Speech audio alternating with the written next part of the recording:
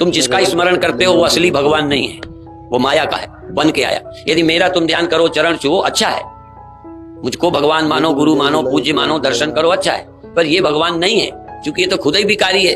पसीना आता है, गंदगी आती है, बूढ़ा होता है, जर्जर होता है, और एक दिन बिल्कुल ही हाँ फोटो रह जाएंगे. भगवान के फोटो नहीं रहते. भगवान वो है जो खुद रहता है, कभी मरता ही नहीं. जिसके फोटो लगे हैं वो भगवान नहीं है. अभी जल्दी घबरा मत जाना कि कोई नास्तिक बाबा तो नहीं आ गए. मैं नास्तिक बाबा नहीं हूं. किसी देहधारी को पूज्य मानकर भजन करते हो, बधाई है. इतना पवित्र जिसके दर्शन करते हो, बधाई है, पर भगवान नहीं है. भगवान एक है, सदा रहता है, कभी समाप्त नहीं होता, सबके भीतर है, उसका अंत हो ही नहीं सकता, उसका जन्म होता ही नहीं, और ना कभी भगवान जन्मा है न मरेगा.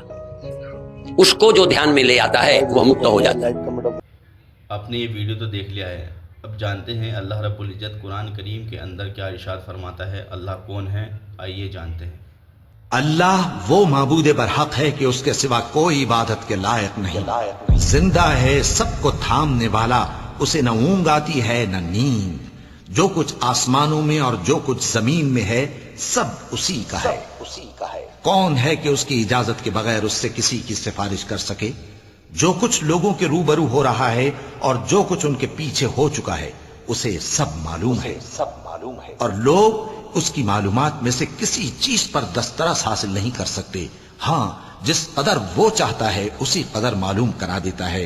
उसकी बादशाही और इल्म आसमान और जमीन सब पर हावी है, और उसे उनकी हिफाजत कुछ भी दुश्वार नहीं. वो बड़ा आली रुतबा है, जलीलुल कद्र है. कहो कि वो माबूद बरहक जिसकी मैं इबादत करता हूं अल्लाह है, वो एक है.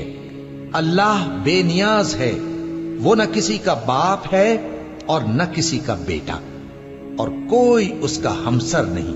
बेशक वही तो अल्लाह है जिसने इस पूरी कायनात को पैदा किया. अल्लाहु अकबर, ला इलाहा इल्लल्लाह, मुहम्मदुर रसूलुल्लाह.